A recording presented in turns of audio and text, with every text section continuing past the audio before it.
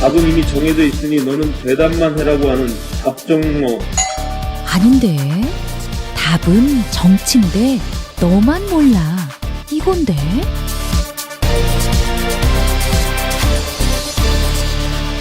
국민보좌관 김성회의 답정너.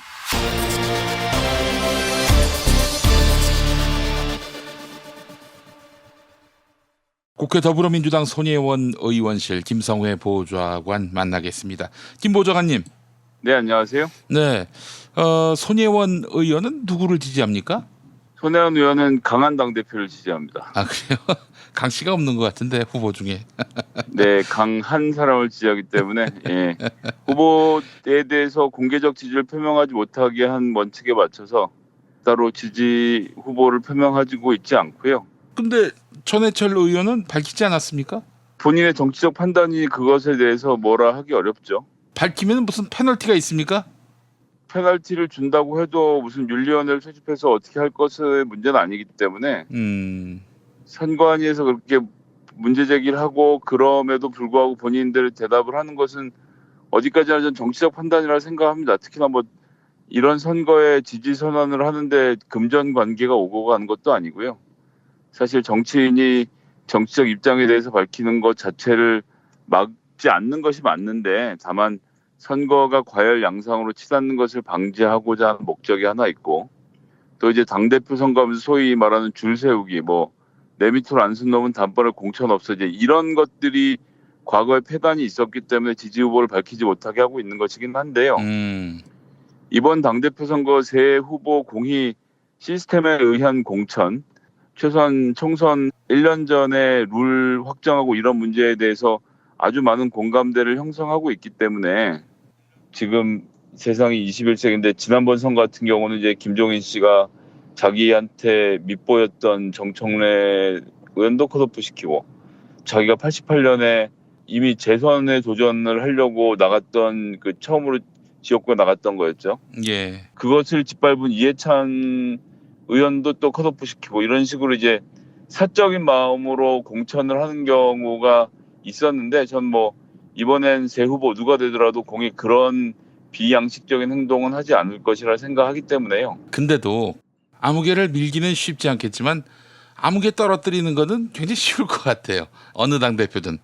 뭐 당대표에게 아예 힘이 없다고 할 수는 없지만 제가 조금 전에 말씀드린 대로 새 후보 공히 정무적 판단에 의한 사적 공천이나 공천 배제에 대해서는 하지 않겠다라고 선언을 해놓은 상태이기 때문에 만에 하나 실제 선거 기간에서 그런 일이 일어난다면 뭐 그것은 당원들의 아주 격렬한 반발을 불러일으킬 것이고요. 이제 조금씩 시스템이 자리를 잡아가는 마당이니까 그건 좀 지켜봐야 할 것 같습니다. 근데 이제 그 이야기를 하다 보니까 그 말씀 꼭 드려야 되겠는데 그것이 뭐 권리당원 경선이든 대의원 경선이든 뭐 일반 50% 성능 경선이든 민주주의로 하는 것이 제일 좋지 않겠냐라고 쉽게 생각하실 수 있는데 그런 식으로 경선을 그냥 다 해버리면 현역 의원들의 교체율이 현저하게 낮아진다는 점 어디를 가도 현역 지역위원장, 현역 의원이 유리한 것이 인지상정입니다. 물론 5선, 6선 되고 또 무슨 문제를 일으켰고 뭐 이런저런 교체 요인이 있는 곳이야 뭐 그럴 수도 있겠다 싶지만 그래도 4년 내내 지역구 갈고 닦고 권리당원들 모집하는데 가장 크게 신경 쓰고 있고 그 지역에 가장 큰 조직을 갖고 있는 사람들이 지역위원장하고 국회의원들이기 때문에요. 아래로부터 민주주의를 실천하면 실질적으로 공천 물갈이는 거의 어렵다라는 점이 또 한편으로 있어요. 그렇기 때문에 아주 정확하게 뭐 지역위원회 운영에 대해서도 우리가 채점을 좀 하고 뭐 여러 가지 다른 것들에 대해서 종합적으로 판단을 해서 공정하게 일부에 대해서 물갈이를 할 수도 있다. 그것이 바로 이제 전략 공천 아니겠습니까? 예, 예. 그것도 이제 룰에 의해서 하면 된다라는 것인데 뭐 잘 아시겠지만 이 룰대로 잘 되지 않는 것이 또 일이라 사회 어디 나가서 마찬가지겠습니다만 어려움이 있지만 여하튼 그렇기 때문에 전 전략 공천이라는 것 자체의 틀을 아예 버릴 수는 없다. 우리가 영입한 인사들이 여기저기서 활동을 하도록 길을 열어줘야 하는 또 이런 게 있지 않습니까? 예. 박주민 의원도 뭐 결국 그래서 한 3주 남겨놓고 어렵게 전략 공천이 돼서 후보로 자리를 잡았는데 그런 지역에서 전역 지역위원장을 떨궜다 하더라도 거기에 전략 공천을 하지 않고 동네 가서 경선 붙으라고 하면 동네 시의원한테 또 이길 수 없는 게 현실입니다. 구의원한테도 이기기 쉽지 않을 거예요. 그럼요. 이제 쉽지 않습니다. 그 인지도와 지역에서 가까운다는 거. 근데 이제 거꾸로 얘기하면 사실은 정치인이 동네에서 인지도 높이고 지지 기반 넓히고 권리당원 많이 모아오는 것이 굉장히 중요한 역할이기 때문에 그거를 잘하는 사람을 구태라고 욕할 수도 없는 것이거든요. 예.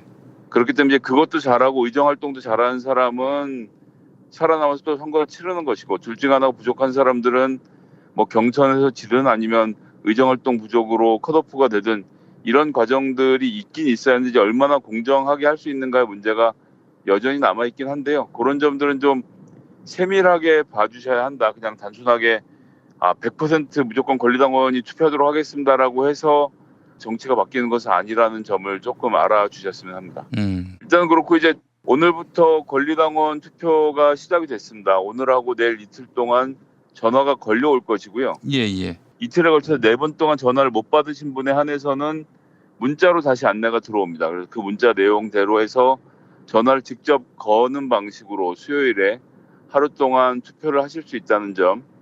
그래서 권리당원들 투표율이 50%를 넘기가 사실 좀 힘든 것 같아요. 권리를 주장하려면 또 투표율이 높아져야 한다는 것이 또 되게 중요합니다. 그렇기 때문에 권리당원으로 등록해 두신 분들 아마도 오늘 문자들을 다 받으셨을 걸로 알고 있는데요. 안내 문자를. 그래서 내일하고 내일 모레 이제 02에서 전화가 걸려갈 겁니다. 02로 걸려가는 전화. 뭐 전화번호 복잡하니까 제가 설명 안 드리겠지만 02에서 오는 전화를 꼭 받으시고 거기에 맞춰서 투표를 하셔야 하는데 당대표 1명, 최고위원 2명 이렇게 3명의 투표를 다 맞춰야 유효표로 인정이 됩니다. 난 당대표 선거만 관심 있어 그러고 당대표 투표하고 딱 끊어버리시면 그 표는 그냥 날아가는 겁니다. 아하. 인정받지 못하기 때문에 예. 그 투표가 끝났다는 얘기가 나올 때까지 끝난 것이 아니니까 ARS 설명에 따라서 투표하시면 되고요. 모든 후보는 기호 순으로 호명하게 되어 있습니다. 기호를 듣고 마음먹으신 후보를 투표를 꼭 해서 3명 투표를 마친 다음에 전화를 끊어주셔야 투표가 완성된다는 점 다시 한번 꼭 말씀을 드리겠습니다. 그렇군요. 최고위원에 대해서 관심이 없는 분들 그냥 끊으면 큰일 나겠네요. 예, 그렇습니다. 그냥 끊으시면 안 되고 그래서 오늘은 뭐 당대표 선거가 지금 뭐 워낙 논쟁이 많이 벌어져 있고 뭐 후보마다 특색이 강하기 때문에 저는 지금 주어진 정보로도 충분하게 본인이 원하시는 후보를 선택하실 수 있다 생각을 해서요. 당대표에 대해서는 별도로 말씀 안 드리겠고 최고위원에 대해서 오늘 좀 설명드릴까 하는데요. 예. 일단 최고위원이 무슨 일을 하는지부터 설명을 드리면 일주일에 3번 월수금 최고위원 회의가 있습니다. 최고위원 회의는 공개와 비공개로 나뉘어지는데요. 공개 최고위원 회의는 뭐 일종의 말싸움인 겁니다. 우리 당의 말번지대를 나가서 상대 당 혹은 우리의 정책에 대해서 설명하고 최고위원회라면 뭐 기자들 한 100에서 150명씩 모이거든요. TV, 뭐 팬, 인터넷 할 것 없이 다 모이기 때문에 예. 그 자리를 통해서 말을 쭉 할 수 있는 기회가 생깁니다. 최고위원회 들어오는 분은 일단 당대표, 그 다음에 국회의원들 안에서 뽑은 원내대표, 이게 2번이고요. 예. 3번 자리가 최고위원 1등 당선자 해서 5번까지 1, 2, 3, 4, 5등이 앉게 되고요. 그 다음에 이제 당대표가 지명하는 지명직 최고위원이 2명 있습니다. 그래서 그 2명이 또 들어오게 되고 지금 뭐 제가 확약해서 말씀 못 드리겠는데 세 후보 전부 1명은 노동계 인사에게 지명직 최고위원을 주겠다 아마 이렇게 말씀을 하셨던 걸로 제가 기억을 하고 있고요. 뭐 정확하지 않기 때문에 다시 한번 확인해서 말씀드리겠습니다만 여하튼 그렇게 해서 지명직 최고위원 2명, 예전 같은 경우는 예를 들어 문재인 대표 때는 이용득 최고위원하고 추미애 최고위원을 지명직으로 임명해서 당을 운영을 했죠. 그리고 발언이 앞에서부터 순서대로 돌아가기 때문에 앞에 있는 사람들 말이 더 먹힐 수밖에 없고요. 그리고 최고위원들끼리 다 발언 준비를 해오는데 앞에서 해버리면 뒷사람 이게 김이 새는 거죠. 그래서 지명직 말고 이 선출직 최고위원은 번호가 높을수록 좋다. 이런 겁니다. 그래서 이런 식으로 공개 발언을 하는 게 있고 그다음에 이제 비공개는 당무 운영과 관련돼서 사실은 이제 중앙위가 원래 해야 될 역할이 크고 그다음에 당무위원회가 그보다 좀 작고 그리고 최고위원회가 있는데 하다 보면 뭐 복잡하게 논의할 게 많으면 이걸 전부 다 최고위원회에 위임을 해온 것이 많습니다. 지금까지 당원을 개정한다든지 당규를 개정한다든지 이런 것도 큰 틀에서는 중앙위 논의를 해도 사실은 자잘하긴 전부 다 최고위원회에서 정하기 때문에 최고위원회가 당 운영과 관련돼서는 굉장히 중요한 일을 맡고 있고요. 그렇기 때문에 최고위원회 목소리가 매우 중요합니다. 특히나 총선 때가 되면 공천 룰과 관련돼서부터 시작해서 공천에 어떤 인사를 영입할 것인지 이런 것들에 대한 이야기도 최고위원들이 많이 하게 되거든요. 그렇기 때문에 어떤 최고위원이 당대표와 호흡을 맞추는가가 매우 중요하다라는 점 한번 좀 다시 강조해서 말씀드리겠고요. 그래서 지금 나와 있는 후보들이 많습니다. 사실 저도 솔직하게 말씀드리면 지금도 누구 뽑을지 못 정했습니다. 딱 정한 건 없어서 제가 어떤 후보에게 편파적으로 설명드릴 생각은 전혀 없습니다. 듣는 분들이 제가 뭐 좀 불편하게 말씀드리더라도 뭐 오해 없으시길 바라고요. 당 대표는 마음에 결정을 하셨습니까? 예, 당대표는 제가 마음의 결정을 해둔 바가 있기 때문에 당대표는 뭐 그리고 기존에 제가 이래저래 설명을 많이 드려서 그리고 제 설명이 아니더라도 당대표 선거는 우리 뭐 청취자분들이 충분히 관심 가지고 지켜보셨을 것이기 때문에 제가 굳이 뭐 더 말씀드릴 필요 없다 생각하고요.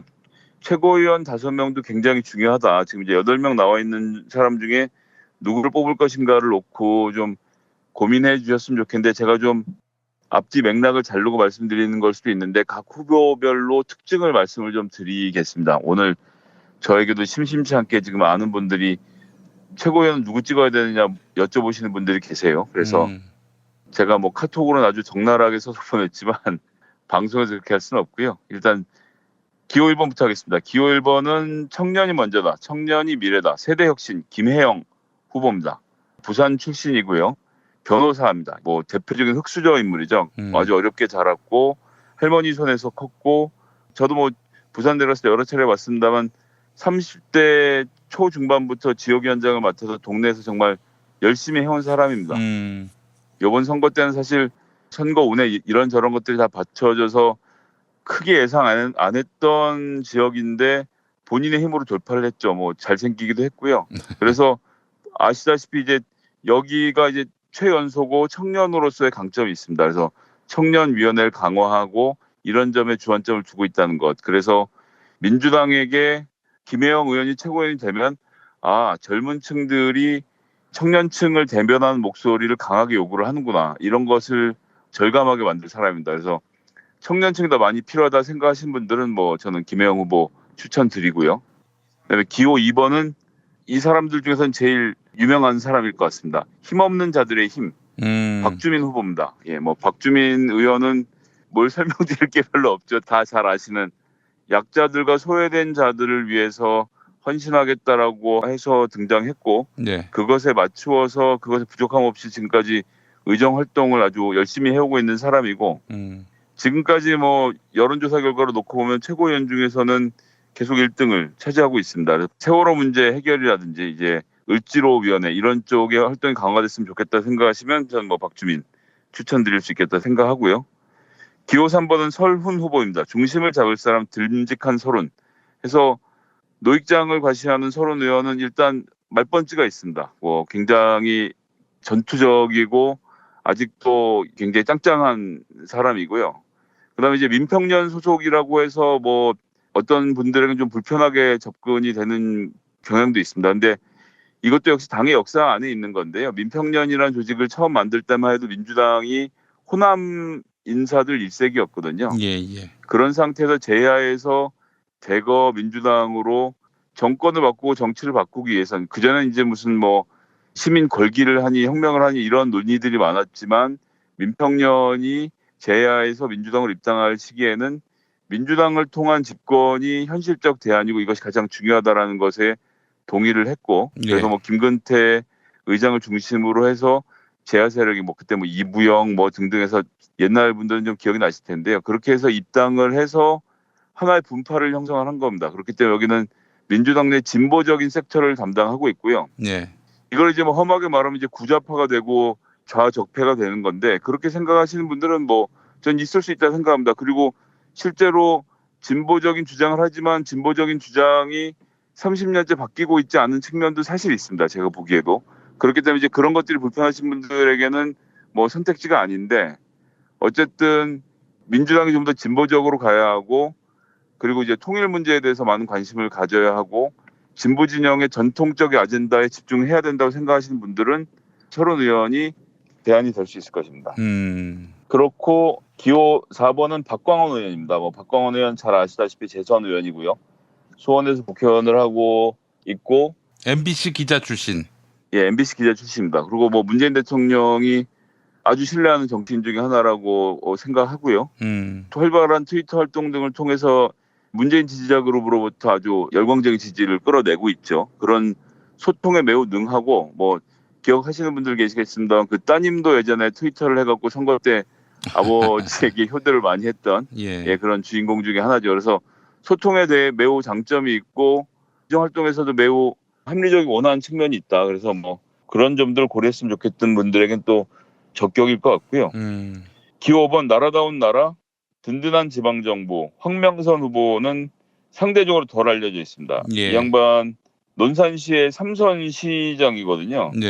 그래서 그 역할로 봤을 때는 좀 알려졌어야 하는데 그런데 사실은 자치단체장들은 지명도가 높지 않기 때문에 어려운 측면이 좀 있고 대의원들이나 권리당원들 사이에서도 국회의원하고 자치단체장이 같이 후보로 나오면 자치단체장은 조금 무시당하는 경향이 있습니다.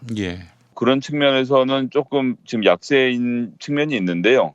근데 이제 다른 한편으로는 지방자치가 강화되어야 한다는 시그널을 줘야 한다고 생각하시는 분들에게는 아주 최적의 선택지입니다. 이 황명선 논산시장이 최고위원으로 당선되면 최고위원 내에 지방자치, 지방정부의 역할이 매우 중요하게 될 것이고 이런 분이 당선되는 것 자체가 당에게 그런 메시지를 주는 거죠. 너희들이 지방자치, 지방정부의 분권에 대해서 더 큰 신경을 써야 된다는 메시지를 주는 측면이 있기 때문에 그런 사람이 필요하다고 생각하시는 분들에게는 최적의 선택지가 될 것입니다.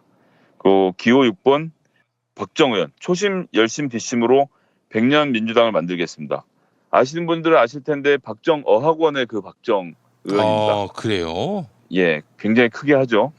이제 사업적으로는 아주 성공한 사람이고 넘사벽인 김병관 의원 주식으로 이제 1,000억이 넘는 부자인 김병관 의원을 제외하면 민주당 내에서 가장 돈이 많은 국회의원입니다.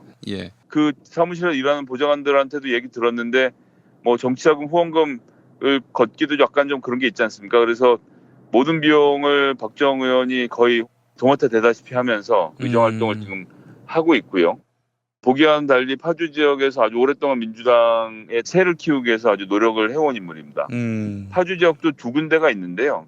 윤호덕 의원이 있는 곳은 신도시 중심이고 박정 의원이 맡은 곳은 농촌이 많습니다. 그래서 농촌에서 계시는 분들 중심으로 좀 보수적인 세력이 강하잖아요. 게다가 접경 지역이기 때문에 나오는 선거마다 족족 떨어지고 고생을 굉장히 많이 했는데 이번에 초선으로 당선이 됐고 그래서 파주를 이제 경제 특구로서 이제 개성공단과 이어서 남북의 관문으로 만들겠다라는 본인 목표를 갖고 있고 그 지역에서 꿋꿋하게 버텨온 점을 높이 살 수 있을 것 같습니다. 그래서 이제 경제 문제라든지 이런 문제들, 그 이제 통일 문제에 대해서 이런 곳들에 대해서 관심이 많으신 분들은 저는 박정 의원도 하나의 훌륭한 선택의 지점이 될 거라고 생각을 하고요.